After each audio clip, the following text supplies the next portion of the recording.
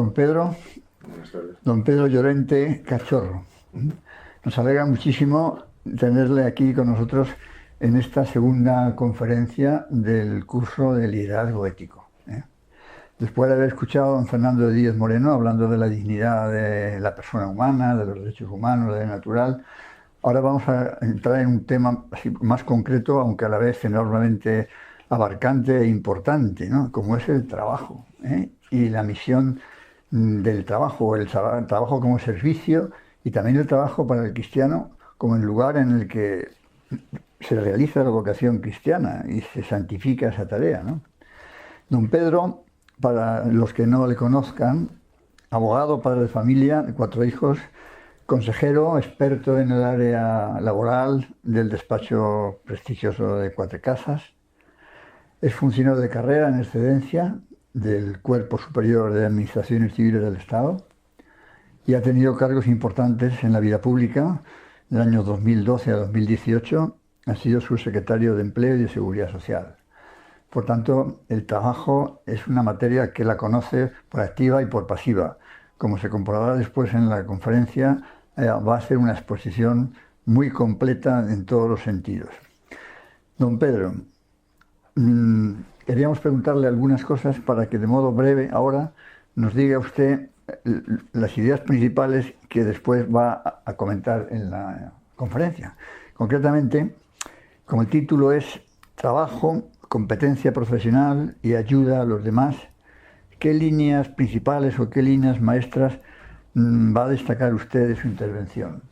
Muy bien, pues muchas gracias lo primero por haberme invitado. Para mí es un honor estar esta tarde aquí en el Real Oratorio de Caballero de Gracia y poder compartir un momento para hablar un tema que yo creo que es efectivamente de relevancia para todos los que somos hombres, personas humanas, como es el trabajo, forma parte de nuestras vidas.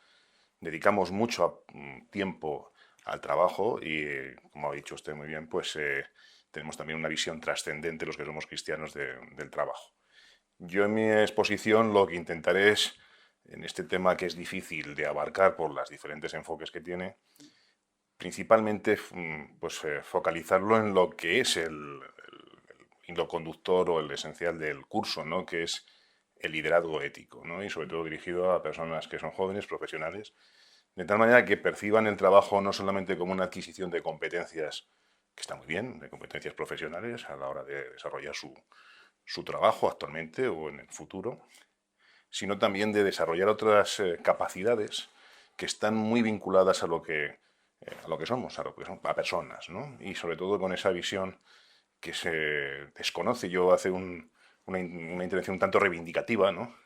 De la aportación de la doctrina social de la Iglesia a lo que es el fenómeno del trabajo a lo largo de toda la historia, porque desde el Génesis prácticamente ya se abarcaba ya se anunciaba el propio Juan Pablo II, San Juan Pablo II decía que era el evangelio del trabajo, ¿no? En el libro del Génesis, ¿no?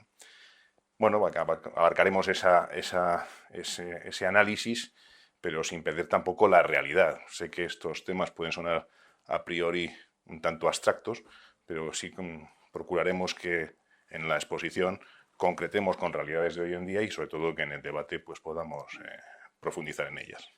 Muy bien. Para desempeñar el trabajo con esas cualidades que nos acaba de decir brevemente, hace falta sin ninguna duda una formación adecuada en todos los trabajadores, desde los intelectuales hasta los manuales, ¿no?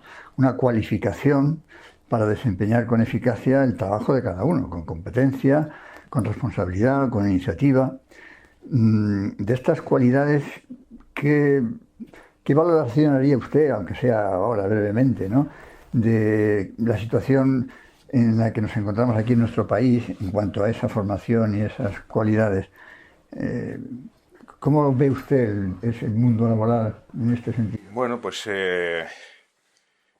ayer mismo tuvimos datos sobre la situación del empleo en España y bueno, pues vemos que tiene una situación complicada, ¿no? Porque hay unas tasas de desempleo elevadas, ¿no? Cercanas ya al 15%, sobre todo el desempleo juvenil, en los cuales lamentablemente somos, aunque no me gusta otra palabra, campeones en España, en Europa, perdón.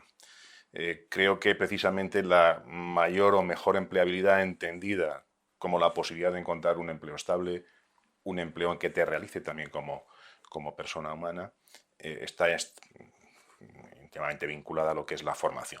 La formación previa, tanto en la escuela, en los institutos, como la formación universitaria. En España hemos tenido, creo que, 8 leyes educativas desde el principio de la democracia, lo cual dice poco de la estabilidad en lo que es la regulación de un derecho fundamental, sobre todo en lo que atañe a la libertad de educación, y tenemos ahora en ciernes unos proyectos que no sabemos muy bien cómo acabarán, ¿no? Como es la ley de universidades y la ley de formación profesional. Yo creo que España necesita una estabilidad en la regulación, necesita cambiar ciertas inercias del pasado y buscar la formación de los trabajadores en el trabajo y previamente en su formación básica, ¿no? Que al fin y al cabo los datos también de abandono escolar prematuro inciden luego en la empleabilidad de los jóvenes, sobre todo. Y otro tema, como sería la relación entre la empresa, digamos, y los aspectos éticos, tanto por parte del empresario como por parte del trabajador. ¿Va a comentar algunas cosas en relación con este asunto? Pues sí, la verdad es que creo que es muy interesante porque a veces perdemos un poco la perspectiva de que quien crea empleo son los empresarios, ¿no? Es verdad que en España tenemos un tejido productivo muy atomizado, ¿no? Pero eso no quiere decir que no se cree empleo y que se cree empleo por personas que arriesgan el día a día, lo que son sus recursos, y ponen todo su empeño y voluntad en crear empleo. Yo creo que la responsabilidad social empresarial o la responsabilidad social corporativa, que tan en boga está y que a veces ha parecido como una cierta moda, pues creo que en este momento tiene un papel fundamental que jugar. Lo ha jugado siempre, pero más recientemente en las empresas españolas que ya han tenido una proyección internacional. Y aquí también la doctrina social de la Iglesia tiene mucho que decir, porque se desconoce que hay una aportación de la misma, sobre todo al concepto de bien común, vinculado al de la responsabilidad social empresarial, y que creo que es preciso también detallarlo, o por lo menos explicarlo con un poquito más. Muy bien. O sea que nos va a comentar los aspectos principales de la doctrina social de la Iglesia relacionadas con el trabajo, ¿no? Con los aspectos éticos y otras cuestiones que tienen una trascendencia moral importante, ¿no? Sí, yo creo que ahí hay es una pena. Yo creo que es lo que es el magisterio de la Iglesia a través de los papas que han dedicado unos y la propia Concilio Vaticano II, como mencionado, con la Constitución Gaudium et Spes, y luego sobre todo San Juan Pablo II, que dedicó una cíclica concreta al trabajo, la Labor in Extensis, pues no se leen mucho, se desconocen, y son realmente auténticos tratados sobre el trabajo y cómo el trabajo tiene ese